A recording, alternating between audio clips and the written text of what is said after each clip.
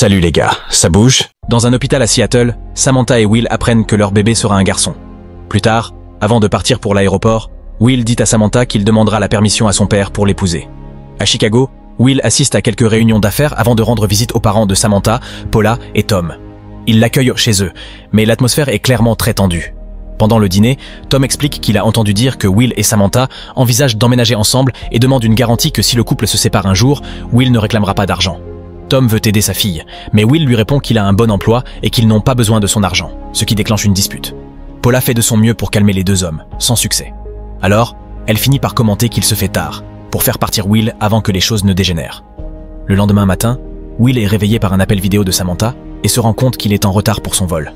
Elle veut discuter de ce qui s'est passé avec ses parents, mais l'appel est interrompu par de nombreux bruits étranges. Samantha explique que le courant est coupé et dit que quelque chose ne va pas, allant jusqu'à admettre qu'elle a peur. L'écran commence à dysfonctionner et l'appel se termine. Will essaie de la rappeler, en vain. En route vers l'aéroport, Will continue d'appeler, mais Samantha ne répond jamais. Lorsqu'il essaie d'embarquer dans son avion, il est surpris de découvrir que tous les vols ont été annulés.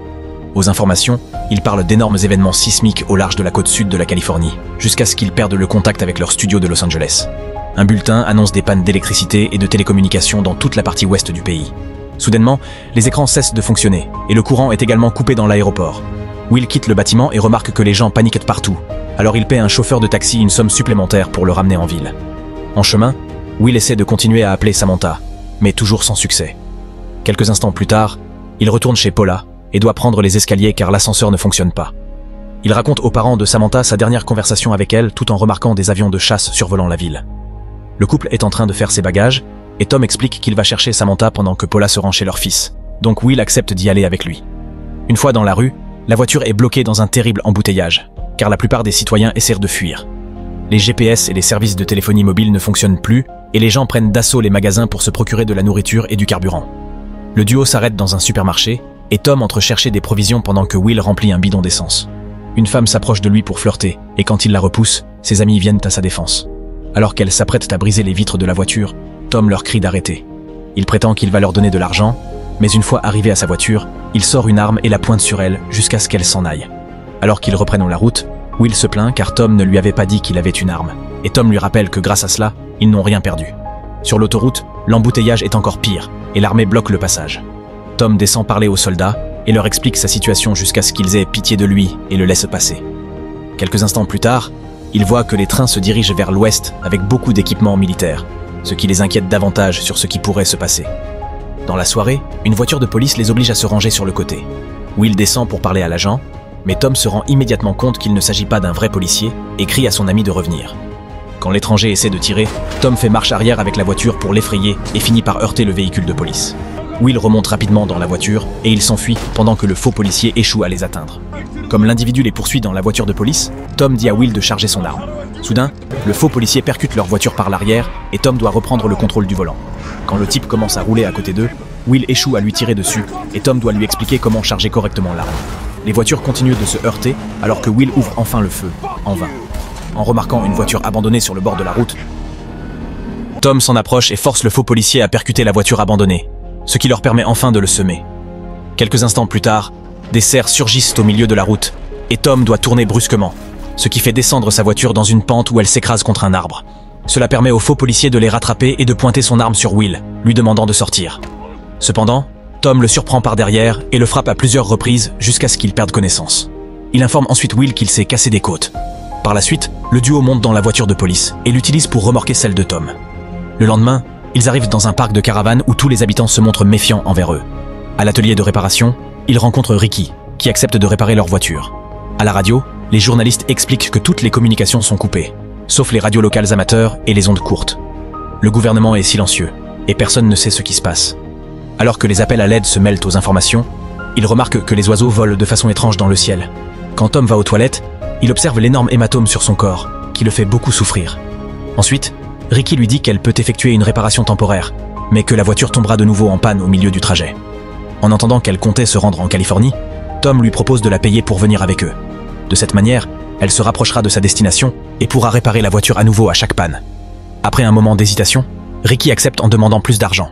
Avant de partir, il charge la voiture avec les outils de Ricky. Le soir venu, il remarque qu'une voiture les suit. Alors il s'arrête et éteigne les phares.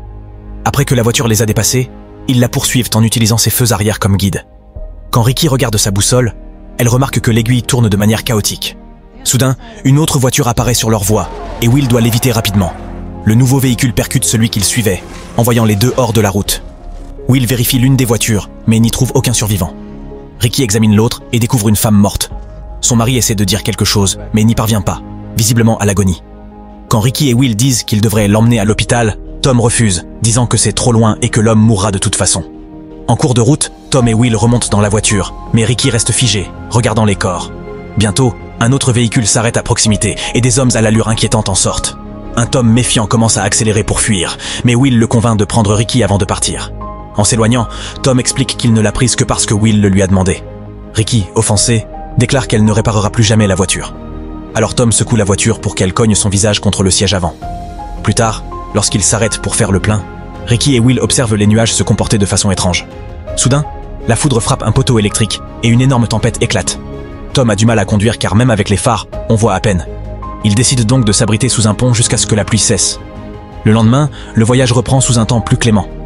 Quand il passe près d'une antenne radio, l'autoradio capte un signal. Le journaliste dit qu'il n'y a toujours ni internet, ni réseau téléphonique, ni nouvelles du gouvernement. Quelques kilomètres plus loin, le trio trouve la route bloquée par les habitants et leurs véhicules. Le shérif se montre méfiant, mais les laisse passer lorsque Will lui donne les noms de toutes les personnes qu'il connaît dans cette ville. Ensuite, Will s'arrête pour rendre visite à son amie Meg, qui lui dit qu'elle n'a plus de nouvelles de son mari depuis qu'il est parti en voyage d'affaires avant l'incident. Will en profite pour prendre une douche, Ricky effectue une maintenance sur la voiture et Tom remplit leur bouteille d'eau. Meg ne peut s'empêcher de s'effondrer, pensant que son mari ne reviendra jamais. Un Will compatissant fait de son mieux pour la réconforter et lui promet que tout ira bien, mais il ne peut pas rester. Le trio reprend alors la route.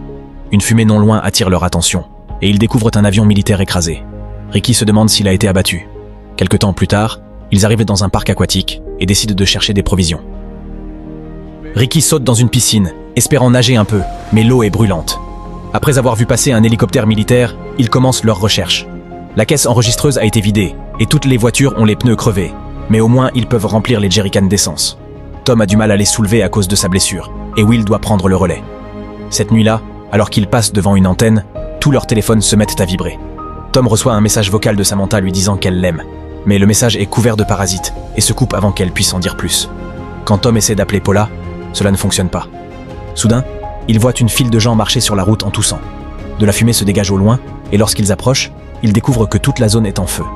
Ricky pense qu'ils devraient faire demi-tour, mais Will souligne que c'est leur seule option. En traversant l'endroit, la voiture est enveloppée de fumée et de cendres. Will s'arrête lorsqu'il trouve une femme au milieu de la route qui explique qu'elle a une crevaison. Ricky et Will veulent l'aider, mais des hommes armés sortent de leur cachette. En réalité, ils ont forcé la femme à servir d'appât. Ces hommes essaient de voler leur carburant, et Will tente d'en affronter un, mais il est vite mis au sol par quelques coups. Quand Tom essaie de saisir son arme, il se tord de douleur à cause de ses côtes cassées. Après avoir obligé Ricky à remplir leur réservoir, les hommes volent tous les jerrycans et repartent. Le trio remonte en voiture et Will propose à la femme de les suivre, mais elle préfère rester auprès de son mari inconscient. Une course-poursuite s'ensuit à travers la fumée, et les voleurs ouvrent le feu. Will réplique en percutant leur véhicule. Tom continue de tousser et peut à peine bouger, alors il donne son arme à Ricky. Après quelques tirs manqués, elle parvient à crever les pneus des assaillants, provoquant leur accident. Quand leur voiture atterrit à l'envers, Ricky court récupérer les jerrycans. Mais un homme refuse de les lâcher. Une lutte acharnée s'engage jusqu'à ce qu'elle parvienne à récupérer un bidon, et Will lui crie de fuir en voyant une fuite de carburant. Heureusement, ils sont assez loin quand la voiture explose. Quelques instants plus tard, Ricky demande à Will d'arrêter la voiture. Elle sort précipitamment et s'effondre, bouleversée par le fait qu'elle a tué les hommes en provoquant l'accident. Tom et Will lui rappellent qu'elle leur a sauvé la vie, mais ils lui laissent un moment pour elle. Au lever du soleil, Ricky n'est toujours pas revenue.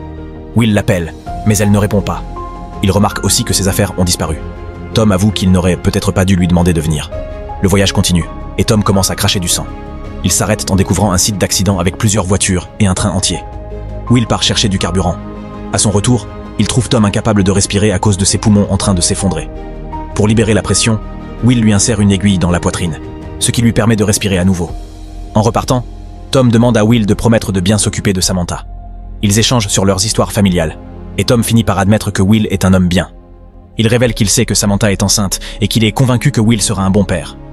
Le soir venu, ils traversent un pont rempli de voitures abandonnées. Quand ils sont bloqués par un groupe d'hommes armés, Will leur explique que son ami a besoin de soins médicaux. Le groupe inquiétant leur dit d'avancer la voiture, mais Will sent que c'est un piège et fait marche arrière. 2 hommes en moto le poursuivent pendant qu'il manœuvre la voiture et tire sur les autres. Il effectue ensuite quelques virages brusques pour faire chuter les 2 motards. Le duo peut à nouveau avancer, mais un camion bloque toujours la route. Tom ouvre le feu pendant que Will zigzague, ce qui fait finalement basculer le camion sur le côté et leur permet de franchir le pont et de s'échapper. Malheureusement, l'effort est trop intense pour Tom, qui meurt à l'arrière du véhicule. Peu après, Will s'arrête, observe son corps et réfléchit à la suite. Il décide de continuer à rouler, mais la voiture tombe en panne au milieu de la route alors que la nuit tombe. Après avoir crié de frustration, Will arrose la voiture et le corps de Tom d'essence, puis y met le feu en guise d'adieu final. Le lendemain, il reprend la route à pied, alors que les rares voitures qui passent l'ignorent. Finalement, une voiture s'arrête et une famille accepte de le prendre à bord. Cependant, l'homme lui demande de remettre son arme avant de monter. Pendant le trajet, ils essayent d'utiliser la radio, sans succès. Peu après, le groupe arrive à la maison du père de Will, et ce dernier dit à la famille qu'ils peuvent rester après avoir dormi quelques heures. Will leur propose de prendre toutes les provisions sur place en échange de leur voiture. L'homme accepte. Avant de partir, Will récupère son arme. Le jour suivant, Will atteint une ville en ruine, mais continue malgré tout. Il finit par arriver à Seattle, où des cendres tombent du ciel. Il y a de nombreuses voitures abandonnées, et il entre dans un camion de pompiers pour récupérer un masque à gaz. Puis Will poursuit à pied, en remarquant les cadavres dans les véhicules. En observant la ville, il voit de la fumée s'élever des immeubles. Il traverse les rues en évitant les carcasses jusqu'à atteindre son immeuble, qu'il grimpe par l'escalier de secours. Il entre par une fenêtre, mais découvre que la moitié du bâtiment s'est effondrée. Sur un mur, un message de Samantha lui indique où la trouver. Aussitôt, Will prend la route aussi vite qu'il le peut pour rejoindre l'adresse. Jeremiah l'accueille arme à la main, mais Samantha l'arrête et court vers son petit ami. Une fois réunis, Will lui parle de son père, expliquant qu'il n'aurait jamais survécu sans lui. Cette nuit-là, un grondement réveille Will. Il sort et voit des aurores boréales dans le ciel. Samantha et Jeremiah sont autour d'un feu de camp, alors il les rejoint. Il raconte comment la ville a été frappée par un soi-disant tremblement de terre et comment les autorités ont évacué tout le monde à la dernière seconde. Mais Jeremiah doute que ce soit un tremblement de terre. Il pense plutôt qu'une bombe nucléaire a frappé la côte et qu'un virus a mis le réseau hors service avant qu'on puisse comprendre. Will ne croit pas à cette version, mais Jeremiah continue à le perturber. Quand il demande à voir l'arme de Will en privé, Samantha rassure Will en disant qu'elle ne croit pas non plus à l'histoire de la bombe, et le couple partage un moment intime. Plus tard, Will va aux toilettes et voit Jeremiah en train d'inspecter sa voiture. Le lendemain matin, Jeremiah s'excuse pour ses divagations de la veille, attribuant cela à l'alcool. Will le confronte au sujet de la voiture, et Jeremiah affirme avoir vu 2 jeunes essayer de voler des affaires. Ils seraient partis dans les bois, alors les 2 hommes s'y rendent, mais ne trouvent que des cerfs. Will annonce alors qu'il part avec Samantha, et propose à Jeremiah de venir. Mais ce dernier dit que Samantha veut rester, et se retourne avec son arme, prêt à tirer, sauf que Will tire le premier. Une énorme nuée noire approche à grande vitesse. Will court chercher Samantha, et tous 2 fuient en voiture. La tempête ravage la région pendant qu'ils roulent à toute vitesse, espérant échapper à ce cataclysme. N'oubliez pas de vous abonner et d'activer la cloche de notification pour ne pas manquer d'autres résumés comme celui-ci. Merci d'avoir regardé.